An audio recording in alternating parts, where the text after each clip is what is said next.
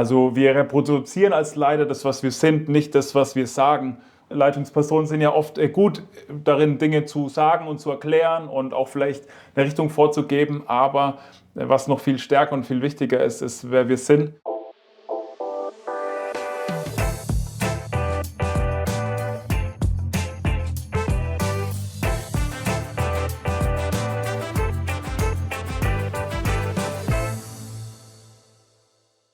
Ja, LiveNet ist mal wieder on the road mit dem Videoteam, aktuell an der Willow Creek Konferenz in Dortmund. Wir feiern da mit ungefähr 6000 Christen diese Leitungskonferenz in der Westfalenhalle und immer eine super Gelegenheit, auch ein paar spannende Leute zu treffen und zusätzlich Talks durchzuführen. Und da habe ich die Gelegenheit jetzt mal wahrnehmen wollen, auch den Lukas Herbst.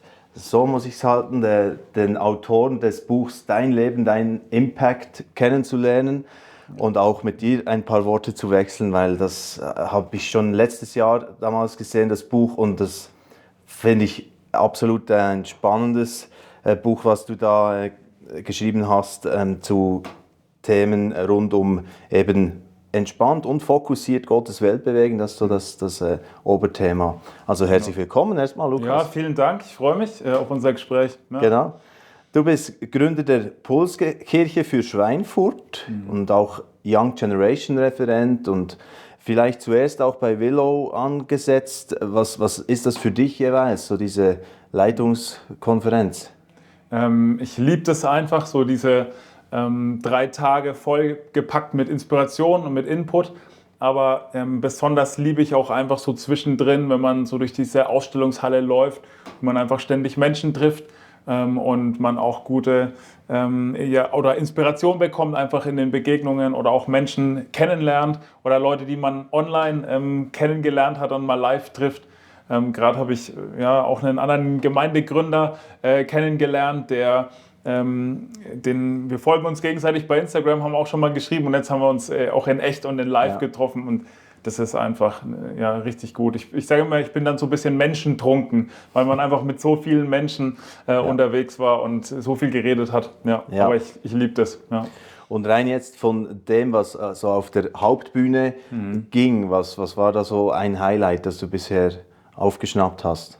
Das Spannende ist ja, oder so empfinde ich zumindest, dass Leitungsthemen irgendwie immer grundlegend sind und trotzdem so diese Leitungsbasics den Unterschied machen. Jetzt gerade in der Session, so ein Live-Interview mit John Macoma, sagt er, you reproduce what you are, not what you say.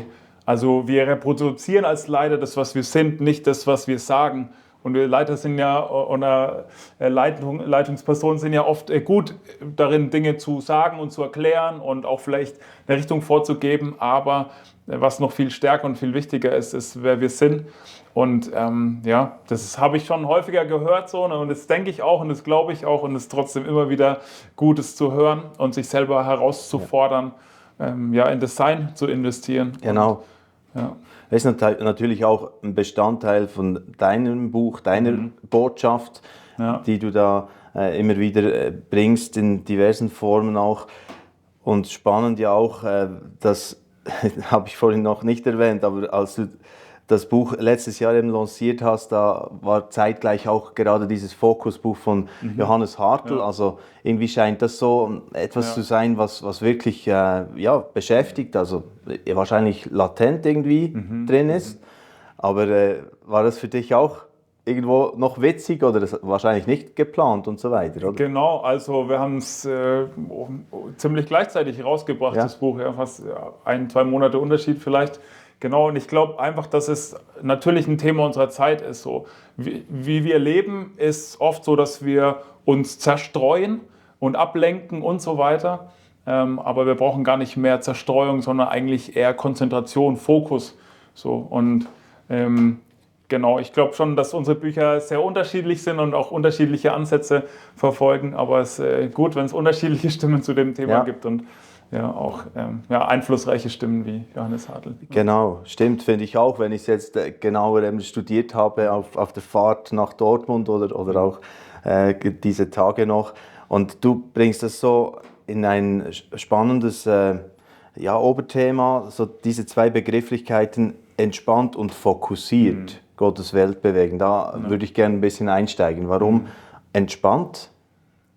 Also ich finde, man kann so zwei unterschiedliche Arten von Christen manchmal treffen. Jetzt natürlich sehr stereotyp gesprochen. Du hast engagierte Christen, die sich einsetzen in ihrer lokalen Kirche vielleicht, und wenn irgendein Mitarbeiter oder so gebraucht wird, dann sind die immer sofort dabei. Aber die sind oft auch ein bisschen verbissen und du spürst es denen an, sie sind angestrengt und engagiert, aber ja, vielleicht bleibt die Familie auf der Strecke, vielleicht bleiben auch manchmal sie selber auf der Strecke. Und dann hast du das Gegenteil davon, das sind so Christen, die in so eine Passivität geraten. Die einen sind hyperaktiv, die anderen sind passiv, und die ziehen sich zurück, die sind dann vielleicht auch nicht mehr irgendwie engagiert, haben auch keine Lust mehr, sich einzubringen. Und irgendwie, mir geht es so, und das ist auch ganz subjektiv, ich finde beides nicht attraktiv. Weder die gestressten, überengagierten, noch die passiv sind und irgendwie nichts bewegt bekommen. Und ich glaube letztlich, dass in uns Menschen es schon angelegt ist, dass wir was bewirken und bewegen wollen. Und ich nenne das gern so Gottes Welt bewegen wollen. Und da habe ich überlegt, irgendwie muss doch beides gehen. Dass man eine gewisse grundsätzliche Entspanntheit leben kann und trotzdem was bewegt. Und trotzdem auch fokussiert ist, Ziele hat, Träume hat und auch irgendwie für Gottes Reich und Kirche und für Menschen sich einsetzt. Und das ist so der Gedanke, beide Welten zusammenzubringen und eben nicht auf der einen Seite vom Pferd zu fallen. Genau, und du bringst das ja auch mit dem Bild, dass eben das Joch von Jesus leicht ist. Also, genau. Und von daher dieses entspannt und dann aber fokussiert eben auch. Das andere Schlüsselwort, das für dich da zentral ist, und du hattest ja irgendwie selbst in einer Phase von Erschöpfung eigentlich den Eindruck, überhaupt so ein Buch mal zu schreiben, oder? Ja. Also wo das mit dem Fokus wahrscheinlich auch bei dir nicht mehr so ganz gepasst hat, oder? Ja, genau. Also ich sag mal so, die Idee, das Buch darüber zu schreiben, die kam erst Jahre später, oder dann hat der Verlag auch immer wieder angefragt und so, und dann aber letztlich das, was in dem Buch ich dann letztlich auch in Buchform gepackt habe, das habe ich vorher gelebt, und das ist tatsächlich aus einem krisenhaften Moment entstanden, wo es meiner Frau aufgrund einer Schwangerschaftserkrankung nicht gut ging. Ich war mit unserem ersten Kind allein zu Hause über mehrere Wochen. Sie war im Krankenhaus und war einfach, sag ich mal, in der Lebensphase selber gefordert, überfordert, auch beruflich dann noch und so. Aber auch so mit dem Leid meiner Frau konfrontiert zu sein, auch gleichzeitig um unsere 1,5-jährige Tochter mich alleine zu kümmern und so. Und ich musste abends immer zu Hause sein, deswegen hatte ich auch keine Termine irgendwie in der Kirche oder was auch immer. Und dann war ich so auf dem Boden gelegen, habe mich mit dem Gesicht auf den Boden gelegt und habe gebetet und auch irgendwie versucht, auf Gott zu hören. Und dann hatte ich, und im Nachhinein weiß ich irgendwie, dass das Reden Gottes war, dass er zu mir gesagt hat, deine wichtigste Leitungsaufgabe ist deine Familie. Und dein Erfolg als Leiter oder dein Impact als Leiter in den nächsten 10 Jahren wird davon abhängen, wie du lernst, dich selbst zu leiten. Für manche ist das vielleicht ein No-Brainer, die brauchen da gar kein Gotteserlebnis dafür. Für mich hat es schon ein Gotteserlebnis gebraucht. Und daraus ist für mich so ein persönliches Jahr der Selbstleitung entstanden, wo ich so diese Themen, die ich in dem Buch auch beschrieben habe, verarbeitet habe und selber gelebt habe. So, und ich habe so eine OneNote-Notizdatei, wo ich alle meine Lebensbereiche irgendwie mal so durchdacht habe und versucht habe, zu durchleben, genau. Genau. Und dort steigen wir natürlich jetzt noch ein bisschen ein, ohne das vollständig anschauen zu können, weil also das Buch umfasst ja auch, wie viel? 270 Seiten, ja. Okay. Aber sehr locker geschrieben, so. Ne? Wahrscheinlich sind es nur 200, wenn man es in ein anderes Buch packen würde. Das stimmt, genau. Man kommt zügig vorwärts in diesem Buch. Aber ich hau mal so einen Leitgedanken raus, und zwar: Du musst säen, was du sehen willst. Also zuerst das Säen und was du sehen willst. Da gehst du recht stark drauf ein. Was ist das, was da drin steckt? Ich habe das für mich auch so in diesem Jahr der Selbstleitung wie so als ein geistliches Naturgesetz entdeckt. Da beziehe ich mich auf diesen Text aus Galater 6, wo es auch dieses Prinzip von Saat und Ernte entfaltet wird von Paulus. Und ich glaube, dass wir oft große Träume haben, aber nicht wissen, wie wir anfangen können. Oder wir haben große Träume und wir bleiben bei den Träumen und träumen vor uns hin, aber es kommt am Ende nichts bei rum. Und ich glaube, es ist gut, groß zu träumen, aber wir dürfen lernen, klein anzufangen und zu gucken, was ist die kleine Gewohnheit, der kleine nächste Schritt, den ich in meinen Alltag einbauen kann, um diesen Traum oder dieser Vision vielleicht auch in anderen Worten näher zu kommen. Und das ist eben so dieses Bild von dem Sehen und dem Säen. Also ich brauche eine Sicht für mein Leben und für meine Lebensbereiche, für meine Beziehungen. Wer möchte ich als Leitungsperson sein? Wer möchte ich als Vater sein, als Freund? Wie will ich mit meinen Finanzen umgehen und so weiter? Ich brauche wie so eine göttliche Sicht und dann darf ich überlegen, was kann heute der kleine Same sein, den ich säen darf? Was kann heute der kleine Invest sein, den ich bringen darf, um diesem Traum oder dieser Vision, dieser Sicht ein bisschen näher zu kommen? Ja. Und also da fällt mir gerade wieder ein Bild ein, was du gebracht hast. Auch bei Coca-Cola haben sie mal irgendwie mit 15 Flaschen Verkauf pro Jahr irgendwie gestartet, oder? Ja. Also, so. Ja, und viele von diesen großen Firmen, zumindest erzählt es immer der Gründungsmythos dieser Firmen, sind in Garagen entstanden. So, ne? Ich weiß jetzt nicht, ich glaube Apple zumindest und vielleicht auch Amazon. Ich weiß jetzt nicht ganz genau, welche Firmen, aber in einigen von diesen Weltfirmen, die haben ganz klein angefangen. Ne? Und ich glaube auch letztlich, unser Gott liebt kleine Anfänge. Ja. So, er verachtet die kleinen Anfänge nicht. Und also er hat ja auch letztlich die Kirche mit 12 Männern gestartet. Er ist als ein kleines Baby auf die Welt gekommen und so. Und das findet man ganz oft, so dieses Prinzip der kleinen Anfänge. Und ich finde es auch eigentlich total motivierend, dass ich nicht warten muss, bis irgendwas Großes in meinem Leben passiert.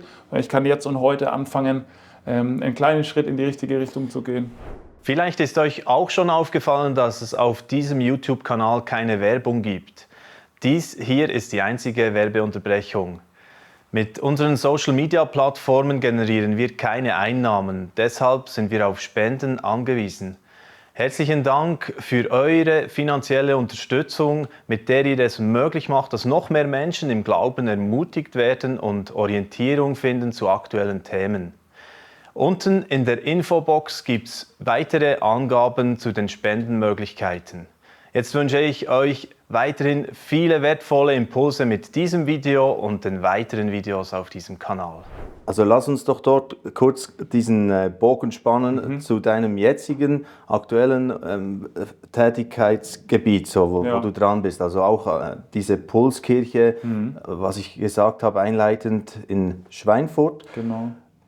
Ist da auch vielleicht, ich weiß nicht, wie groß diese Church jetzt schon ist oder so, aber da kannst du das ja 1:1 wahrscheinlich auch immer wieder durchbuchstabieren. So. Genau, also auch beides. Immer groß zu träumen, mehr von Gott zu erwarten, auch und die kleinen Anfänge trotzdem zu feiern. Wir sind so 7 Jahre unterwegs und wir haben so 120 Gottesdienstbesucher, 80 Personen in Kleingruppen und starten jetzt auch die nächste Kirche in der Nachbarstadt in Würzburg. Und natürlich, manchmal habe ich viel größere Erwartungen gehabt und viel größer geträumt und trotzdem muss man immer kleine Schritte in die richtige Richtung gehen. Und auch davor der Prozess, bevor wir überhaupt starten konnten, der erste Gedanke an diese Kirchengründung, der war im Jahr 2014 und im Jahr 2019 hatten wir den ersten Gottesdienst. Und da war auch immer eine große Sicht und zu gucken, was sind dann die nächsten kleinen Schritte, um in diese Richtung zu kommen und zu gehen. Ja. Genau. Super. Und manchmal geht man auch einen Schritt zurück oder man vergisst auch unterwegs mal wieder irgendwie was. Und oft ist es ja auch so, dass wir dann eigentlich wissen, was gut und richtig ist, aber weil die Ergebnisse sich nicht einstellen, wir dann aufhören, das Richtige zu tun. Genau, da haben wir auch manchmal echt das, oder uns fällt es dann schwer durchzuhalten. Ja, so, ist dann wieder eigentlich spannend, da die Weisheit zu behalten oder zurück zu diesem Galater 6, 3-9, oder? Da ist auch dieses nicht müde werden, das zu tun, was gut und richtig ist, oder? Ja. Also ja, und wir leben halt in so einer Instant Gratification Generation. Wir wollen sofort gute Ergebnisse haben. Wenn ich einmal ins Fitnessstudio gehe, dann will ich, dass am nächsten Tag die Leute mich auf meinen Bizeps ansprechen, am besten so, ne? Oder ich mache ein YouTube-Video und lerne Gitarre und dann möchte ich gerne den Lobpreis in der Kirche leiten oder so. Aber das ganze Leben funktioniert ja nicht so, ne? Sondern wir alle guten Dinge brauchen meistens Zeit und Invest über einen langen Zeitraum. Ja. Genau.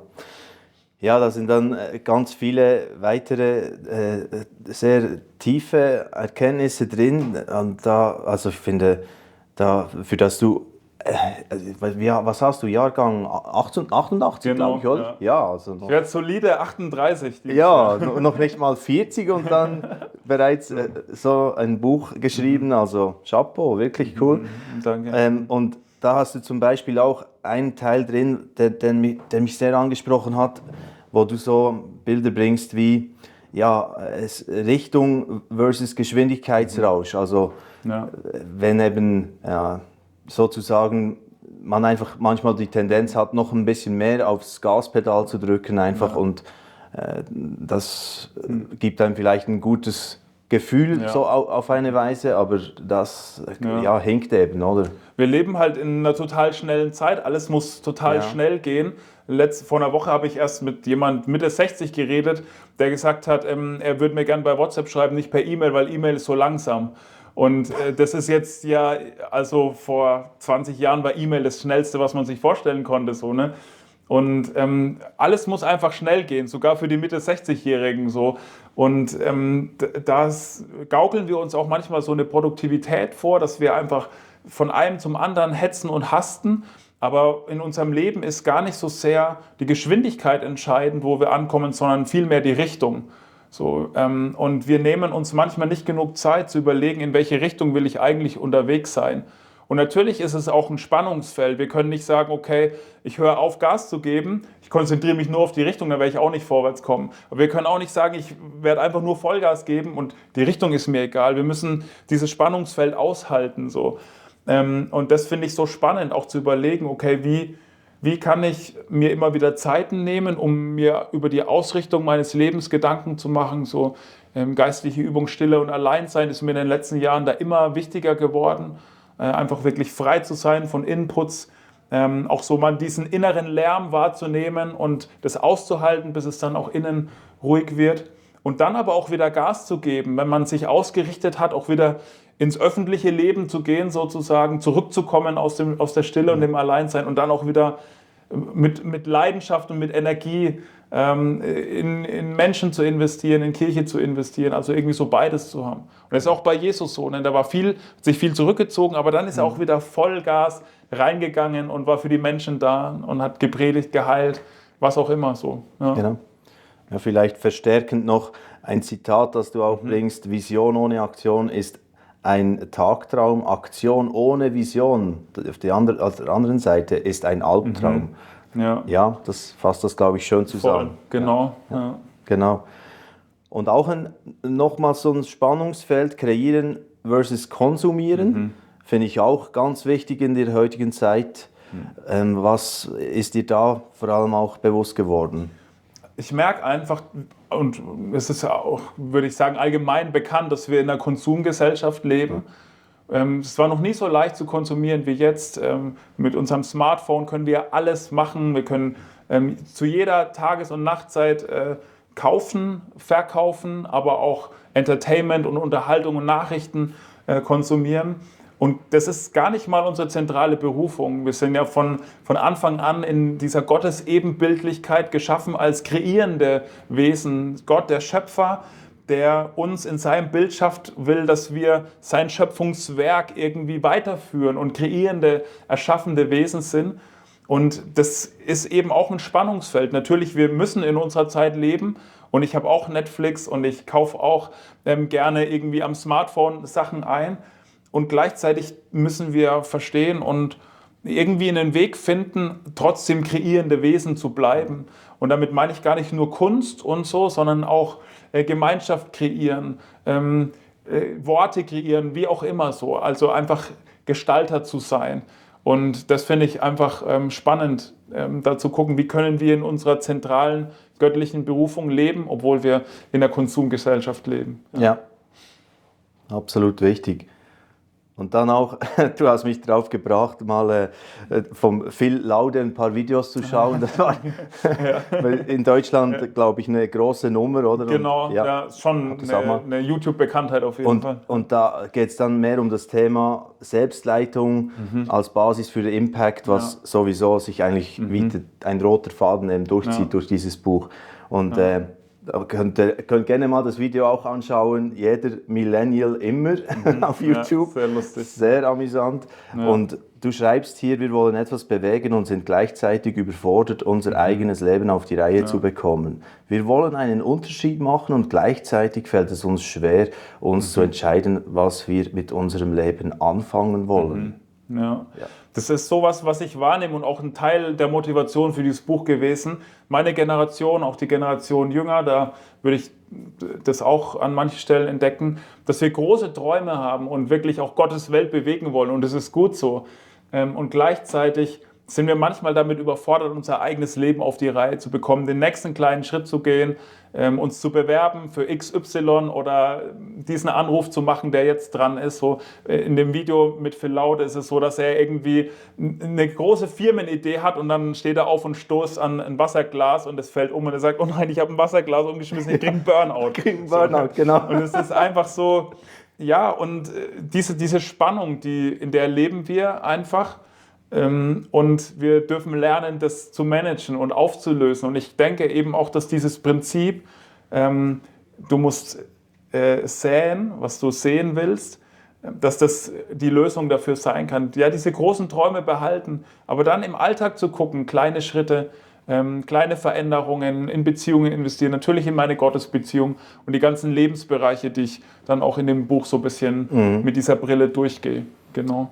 Ja, ich denke auch, da kommt mir gerade in den Sinn auch ein Referat jetzt an der Willow-Konferenz, dass eigentlich das dann zu echter Resilienz führen kann, auch wieder, oder? Also, und das kommt halt einfach aus, auch kreieren anstatt nur konsumieren und so weiter, oder? Also da ist schon sehr viel drin in diesem ganzen Buch. Und ich weiß nicht, wo die Reise jetzt für dich da gerne hingehen möchte. Was ist dein Wunsch, dein Zielpublikum, was du bewegen möchtest, auch jetzt gerade mit deinem Leben, deinem Impact? Also insgesamt würde ich sagen, habe ich das Buch für Menschen geschrieben. Ich glaube, jeder kann da an unterschiedlichen Stellen mit Teilen von dem Inhalt connecten.